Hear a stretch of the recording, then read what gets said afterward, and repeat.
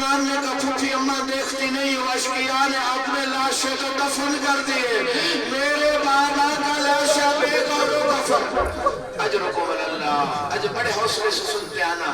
عزاداروں میں کہوں گا be be تیرا جنازہ اٹھا، تجھے دفن کیا گیا، علی نے خود غسل و کفن دیا۔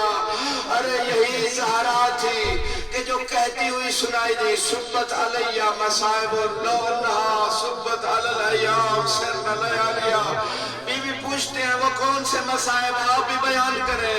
عزاداروں کہے گی کہ میرے اس دروازے پہ لکڑیاں لے آئے جس دروازے پہ میرا بابا آئے تو تطہیر پڑھتا تھا، اور یہ کوئی چھوٹی مصیبت ہے۔